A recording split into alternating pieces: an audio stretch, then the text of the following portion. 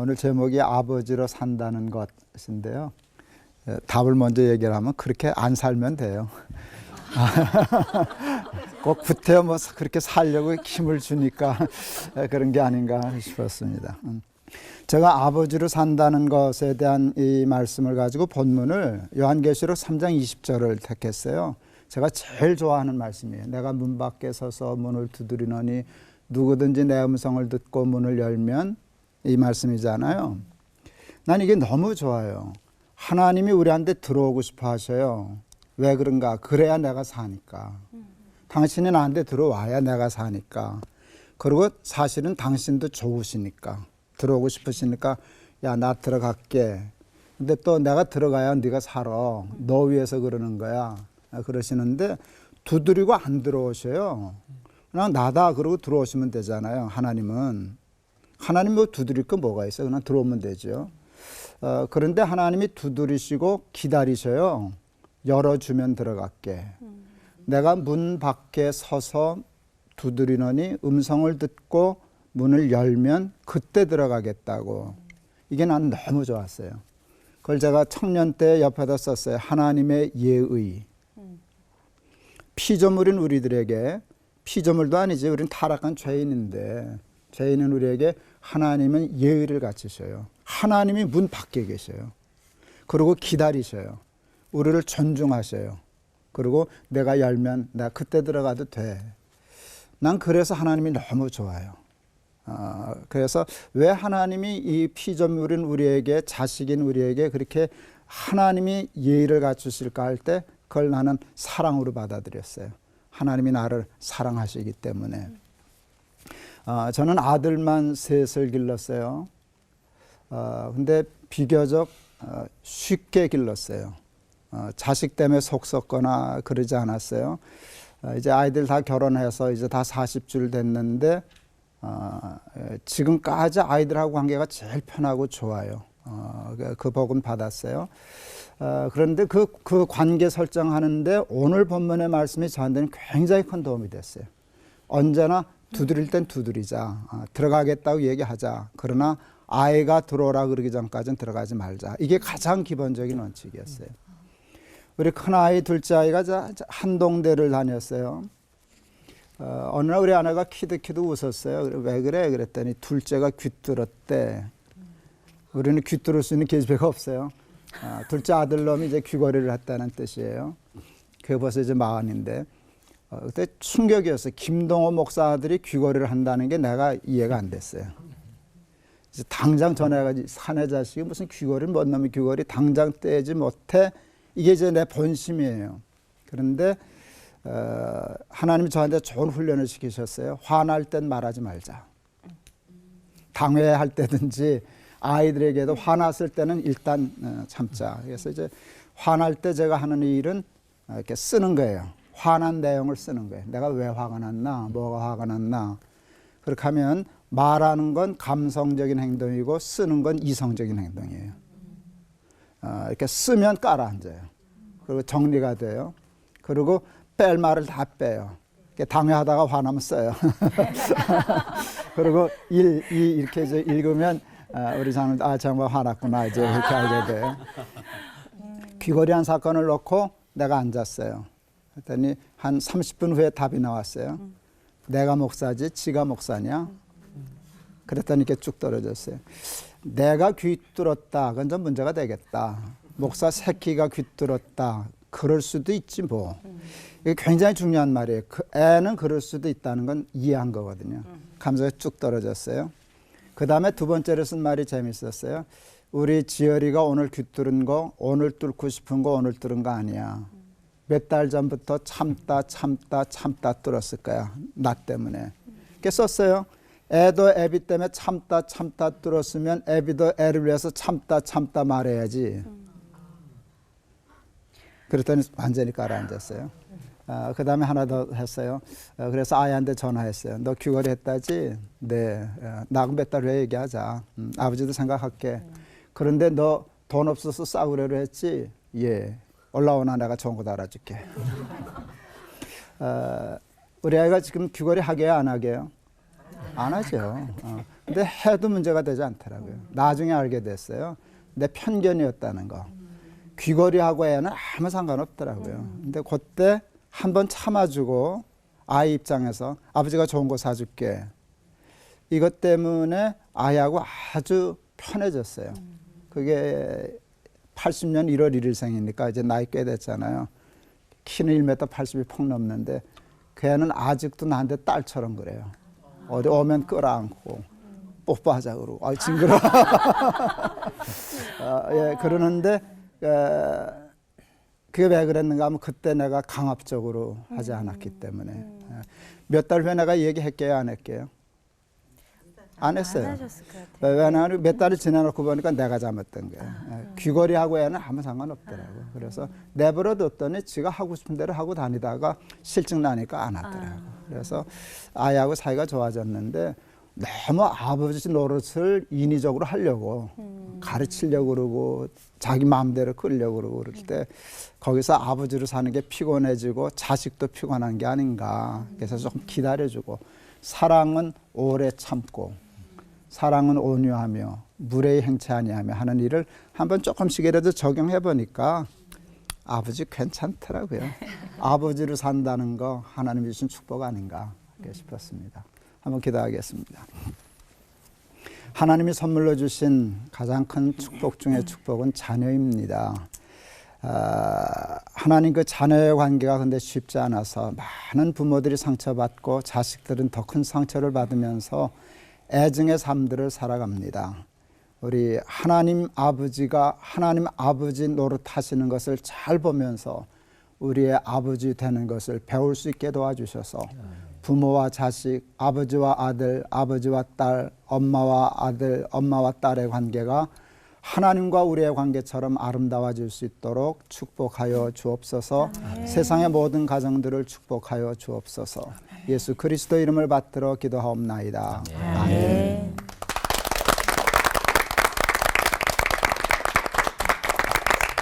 이 땅에서 아버지로 산다는 것인데 세상을 떠나신 저희 아버지 생각을 잠깐 했습니다.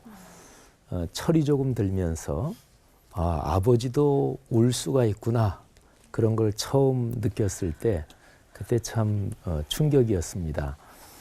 저희 아버지는 평안도 분이시거든요. 어머님도 평안도 분이시고 근데 이북에서 내려오신 분들 다 그렇지만 할아버지 할머니 못 모시고 내려온 거 또 뭐 이런저런 것 때문에 저희 아버지는 예수를 늦게 믿으셨는데 6.25 때 같이 전투하던 군대 전우들하고 이 친목회가 있었어요. 근데 이제 어릴 때 아버지 친구들 오셔서 같이 얘기하시면 그 얘기 이렇게 듣는 게 참 재밌잖아요. 근데 언제나 술자 쓰시고 술 끝에는 우시는 거예요. 어렸을 때는 몰랐어요. 좀 크면서 할아버지 할머니 못 모시고 내려온 거 뭐 등등. 근데 제가 고등학교 때인가요? 뭐 기억이 되는데 그때 한번 아버지가 참 힘들어 하시는 거를 근데 뭐 제가 딱 있는 데서 에이 아들이 있지만 나 힘들다 저한테 그렇게 말씀하신 건 아니고 아버지가 힘들어 하셨는데 제가 그걸 본 거죠. 그때에 아버지도 힘드시구나 이런 걸 제가 느꼈던 기억이 있습니다. 아버지로 살아간다는 게 뭘까? 저는 이 주제를 생각하면서 성경에서 제일 고민한 아버지가 누굴까? 그 생각을 했어요. 생각해 보니까 아브라함이었을 것 같아요. 특별히 이 제목을 이 땅에서 그리스도인 아버지로 살아간다는 것 제목을 조금 이렇게 더 좁혀봤어요. 그랬더니 아브라함이 떠올랐습니다. 창세기 22장 2절에 이런 말씀이 기록이 되어 있어요. 하나님이 아브라함한테 명령하신 건데 이게 하나님이 감정이 상하셨나 봐요. 이 창세기 22장 2절에는 하나님의 감정이 막 묻어납니다. 내 아들 내 사랑하는 독자 이삭을 데리고 모리아 땅으로 가서 내가 네게 일러준 한 산 거기서 그를 번제로 드리라. 여기서 하나님께서 내 아들 내 사랑하는 독자 이삭 하나님이 기분이 상하신 거지요. 하나님을 믿고 삶의 길을 걸어온 아브라함이 하나님이 100세 아들을 주시니까 온통 아들에 폭 빠져서 살았던 거지요. 하나님은 뭐 생각에도 없고 그 정도 됐을 거예요. 하나님이 아브라함의 믿음을 테스트하시려고 뭐 다 아는 대로 번제로 드리라. 이거는 죽여서 그래서 토막을 내 가지고 불에 태워 드리라 이런 거잖아요. 근데 창세기 22장 2절 그 다음에 22장 3절은 이렇게 기록이 되어 있습니다. 아브라함이 아침에 일찍 일어나 나귀의 안장을 지우고 두 종과 그의 아들 이삭을 데리고 번제에 쓸 나무를 쪼개어 가지고 떠나 하나님이 자기에게 일러 주신 곳으로 가더니. 근데 이렇게 사건이 진행되지는 않잖아요. 이룰 수는 없는 거잖아요. 그러니까 하나님이 아브라함에게 내 아들을 죽여서 태워서 번제로 바쳐라. 그러니까 아브라함이 아이고 꽤 멀리서 그 제사를 드리라고 하시네. 그러면 아침에 일찍 일어나야 되니까 좀 일찍 자야겠다. 이러고 잤을 리가 없죠. 그러니까 창세기 22장 2절과 3절 사이에는 생략된 부분이 있는 거죠. 성경은 대개 방식이 그래요. 무지무지하게 거기에 무수한 사연이 들어있을 것 같은데 성경은 아주 심플하게 기록합니다. 이게 성경 기록의 특징 중에 하나입니다. 창세기 22장 2절과 3절 사이 하나님의 명령을 아브라함이 그날 점심때쯤 들었을까 저녁때쯤 들었을까. 근데 어쨌든 그 명령을 듣고 그 다음날 아침 일찍 일어나서 떠나기까지 아브라함은 얼마나 고민했을까. 아브라함은 자기가 잘못 들었다고 생각도 했겠지요. 하나님한테 2번, 3번 물었을 거예요. 2번, 3번만 물었겠어요? 20번, 30번 물었을지도 몰라요. 하나님 앞에 항의도 했을 것입니다. 아브라함은 고민했고 피눈물을 흘리면서 밤에 한숨도 자지 못했을 것입니다. 저는 22장 2절과 3절 사이에 그리스도인 아버지로 살아간다는 깊은 고뇌가 거기에 배어 있다고 생각을 합니다. 그거는 양자 사이의 갈등인데 하나님의 명령과 그리고 내리 사랑, 아버지로서 자식에 대한 사랑, 하나님의 명령과 그리고 생물학적인 본능까지 겹친 자식 사랑, 이 양자 사이의 갈등이지요. 저희 교회에 어떤 부모님이 계신데 그 아들 내외가 카나다로 공부를 하러 갔어요. 근데 아들 내외가 거기에서 원주민 선교라는 선교사님을 만났고 감동을 받았어요. 그래서 아들 내외가 부모님한테 연락을 했어요. 아버지, 우리 평생 원주민 선교에 헌신하려고 그럽니다. 그 아버지가 그 얘기를 듣고 저를 찾아봤어요. 저는 무슨 얘기인지 모르고 목사님 큰일 났어요. 아니 왜요? 그랬더니 그 얘기를 하는 거예요. 목사가 뭐라고 대답을 할까요? 진짜 큰일 났네요. 그걸 어떻게 막지요? 이럴 수가 없잖아요. 또는 아유 집사님 뭘 그까지 가지고 걱정해요. 이럴 수도 없잖아요. 그게 이제 아버지의 마음이지요. 하나님의 명령과 그리고 자식에 대한 본능적인 사랑, 이 양자 사이에서 그리스도인 아버지는 결단을 해야 합니다. 아브라함처럼 결단을 다 할 수는 없겠지요. 그렇다고 해서 하나님의 명령 심플하게 거절할 수도 없을 것입니다. 고민을 해야지요. 그래서 그냥 단순하게 이렇게 얘기하면 될 것 같아요. 이 땅에서 그리스도인 아버지로 살아가는 것 고민스럽지요. 그러면 됐지요. 고민 안 하는 게 더 문제 아닌가요? 그러니까 이 땅에서 그리스도인 아버지로 살아가는 것은 고민스러운 일인데 하나님 안에서 고민하며 그렇게 걸어가는 것, 그게 아버지의 길이다. 그런 생각을 했습니다. 기도하겠습니다. 하나님, 아브라함이 도무지 말로는 다 표현할 수 없는 고뇌와 또 깊은 절망 또는 하나님에 대한 원망, 온갖 복잡한 감정들 가운데 그 밤을 꼬박 샜던 것처럼 이 땅의 그리스도인 아버지들, 그런 상황에 있는 분들 많습니다. 하나님, 긍휼을 베풀어 주옵소서. 믿음을 주옵소서. 예수님 이름으로 기도 올립니다. 아멘.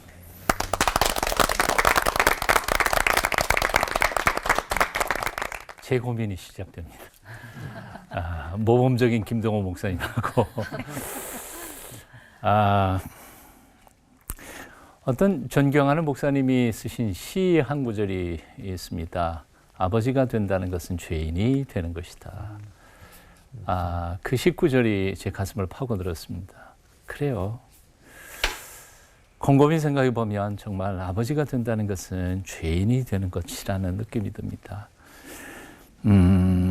젊은 날 사랑이 뭔지도 모르고 한 여자를 만나서 결혼을 했습니다. 남편이 뭔지도 모르면서 그 여인을 온전히 사랑한 것보다는 오히려 이기적인 본능적인 욕망 때문에 서로 싸우고 다투고 투닥거리면서 뭐 목사는 아닌가요? 뭐 전도사 마찬가지였죠. 아버지가 뭐 하는 사람인지도 모른 채 애가 애를 낳고 아버지 노릇하다가 보니까 뭐 온갖 실수투성일 수밖에 없었습니다. 흔히들 PK라고 하죠. Preacher's Kid라고 그래서 설교자의 자녀들. 목사님 자식들은 양극으로 이제 인생이 펼쳐진다 그러죠. 아주 잘 되는 사람, 아주 극단적으로 잘 되지만 중간은 없고 아주 망치는 친구들은 엉뚱한 길로 걸어가기도 하고 아버지 때문에 아버지를 복수하느라고 엉뚱한 데로 가기도 하고 그렇습니다. 애들이 어렸을 때 겪었던 모든 목사들의 혹은 사모들의 고민이라는 생각이 듭니다. 목사 아들은 목사인가요? 목사 딸은 목사인가요? 그런데도 교인들은 3살짜리 목사 딸에게서 목사의 인격과 인품을 요구를 합니다. 그런데 뭐 유치부에 가면 싸울 수도 있고 밀고 떨어질 수도 있는데도 불구하고 그 아이들은 자라면서 계속해서 성도들이 심판을 받는 거죠. 그들이 받는 아픔, 사실 저는 딸만 둘이지만 그 두 딸들의 불평, 아픔 이런 것들을 들으면서 참 미안한 생각이 들었습니다. 그래서 아빠가 목사라서 미안하다. 그럴 때가 한두 번이 아니었죠. 그럼에도 불구하고 사실은 속으로는 그렇지만 겉으로는 늘 딸들에게 이렇게 말할 수밖에 없었습니다. 너 목사 딸이잖아. 그러니까 딴 집사님 딸이나 장로님 딸보다는 그래도 조금은 더 양보하고 잘해야지. 그런데 그 말이 얼마나 아이들에게 상처가 되고 스트레스가 되고 힘들었는지 모르죠. 그래서 요즘에는 이제 다 큰 딸들 앞에다 놓고 사과하는 게 일이죠. 아빠가 몰랐어. 그리고 어렸어. 미안해. 비단 아이들에게 모범이 되지 못했던 것은 뭐 그것만은 아니죠. 목사로서 신앙의 성숙이나 이런 것들이 좀 부족하니까 사실 교회에서는 설교도 뭐 그럴듯하게 하고 교인들 최선으로 섬기지만 집에서는 정말 신실한 신앙의 아름다운 모범을 아버지로서 보이지 못했으니까 아이들은 정말 이중적인 나의 모습을 보면서 많이 실망했고 아파했을 것이라는 생각을 조금 많이 가집니다. 여하튼 아이들한테는 참 우리 김동호 목사님의 모범적인 아빠 모습하고는 전혀 닮지도 못해서 저는 사실 참 미안하죠. 이제 그러면서도 그러면 아빠 노릇한다는 건 너무 힘들고 어렵고 참 차라리 안 낳는 게 낫다 그럴지도 모르겠습니다. 요즘 젊은 사람들은 그렇잖아요. 그저 너하고 나하고 알콩달콩 살다가 죽으면 끝나는 거지. 왜 힘들게 애 낳아가지고 우리가 고생할 건 뭐 있나. 그렇게 생각하는 사람들도 있지만 사실은 그렇지는 않다는 생각을 봅니다. 왜냐하면요. 정말 전도사로서 목사로서 너무너무 힘들고 그야말로 얼마 전에 우리 김동호 목사님 말씀하셨던 것처럼 목사지만 전도사이지만 죽고 싶을 만큼 고통스럽고 어려운 순간에도 2살짜리, 3살짜리 딸내미의 이쁜 잠자는 얼굴 모습을 보다가 보면 내가 이래서는 안 되지. 그리고 용기를 얻고 꿈을 꾸고 그 아이들의 얼굴을 통해서 새로운 용기와 에너지를 얻을 때가 수도 없이 많았거든요. 난 그래서 이런 생각해봐요. 힘들죠. 요즘 애 하나 키우는 게 얼마나 힘듭니까? 그렇지만 그 아이들은 아빠와 엄마에게는 힘드는 짐이면서도 엄청난 에너지원이라는 사실을 우리는 알아야 된다는 거죠. 한 남자와 한 여자의 부부로서의 사는 행복, 거기에다가 그 두 사람의 사랑하는 자녀들이 보태는 행복은 숫자로 2, 3, 4가 아니라 수십 배의 하나님이 주시는 엄청난 축복이라는 사실을 경험한 사람만 안다는 겁니다. 제가 전에 목회하던 교회에 6.25 때 남편이 결혼한 지 3개월 만에 학도병으로 끌려가셨습니다.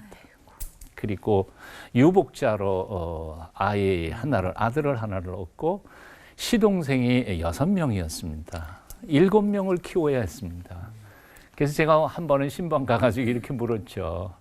권사님, 얼마나 힘드셨어요?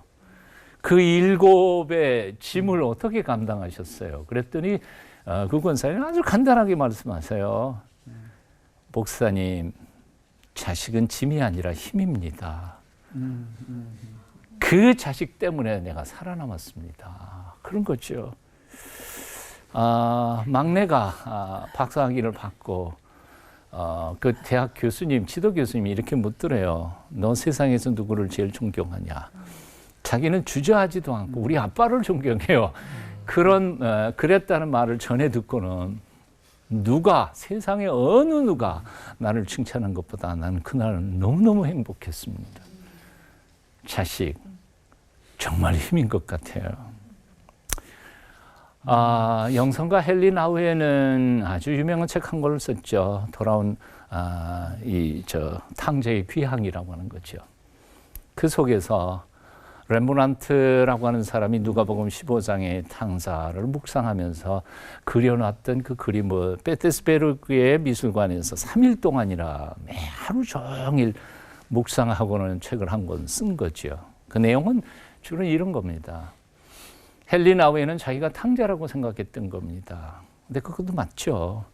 아버지 집을 떠나서 신부로서 한평생을 전 세계를 돌아다니는, 자기는 집만을 그리워하면서 살았던 하늘 아버지의 집에서 신부로서 그렇게 살았지만 사실은 세상을 떠놀면서 영적으로 방황했던 자기는 탕자였다고 고백합니다.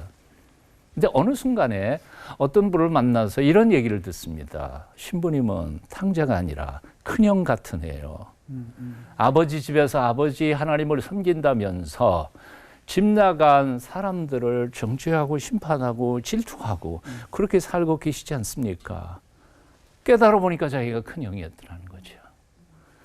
근데 나이가 들어가면서 차츰차츰 손의 힘도 눈도 어두워져 가면서 어느 순간인가 자기가 아버지가 되어 있음을 깨달았다는 겁니다. 그리고 아시는 것처럼 토론토 주변에 있는 주변 조그마한 봉사 단체에 들어가서 10년 동안 머물면서 나도 모르게 내가 아버지가 되어 있구나 한 것을 발견한 겁니다. 그렇습니다. 너나 할 것 없이 우리는 탕자라고 말하지만 어느 순간인가 우리가 큰 형이 되어 있어서 교회를 지키고 있고 신앙생활을 너무 잘하는 것 같지만 사실은 아직 돌아오지 않은 사람들에게 시기 질투하고 정죄하고 있지 않는가 하는 생각이 들고요. 어느 순간인가 나이가 들고 보니까 내가 아버지가 되어 있다는 사실을 깨달았습니다. 아버지가 되고 나니까 우리 아버지의 마음을 조금은 이해할 수 있는 것 같고요. 그리고 하나님 아버지의 마음을 너무너무 잘 알 수 있게 되어서 만일 내가 아버지가 되지 않았더라면 이런 영적인 깊이로 하나님 아버지를 내가 만날 수 있었을까? 이것도 역시 아버지 때문에 축복이라는 생각을 해봅니다. 사실은 아버지로서 품어야 할 사람들이 많은 지금 이 나이에 이제는 탕자, 큰형 말고 이제는 하나님께서 내게 보내주신 사람들을 품는 힘도 없고 능력도 없지만 그저 그들에게 따뜻한 마음을 전하는 그 렘브란트의 그림 속에 나오는 힘없는 노인, 그러나 아들을 기쁨으로 맞아주는 아버지로서 남은 삶을 살아가야 하지 않을까 그런 생각을 해봅니다. 기도하겠습니다. 영원한 참된 아버지 하나님, 우리가 성숙한 아버지로 하나님 아버지의 마음을 이해하며 그렇게 남은 삶 살아가도록 은혜 베풀어 주시옵소서. 예수님 이름으로 기도합니다. 아멘.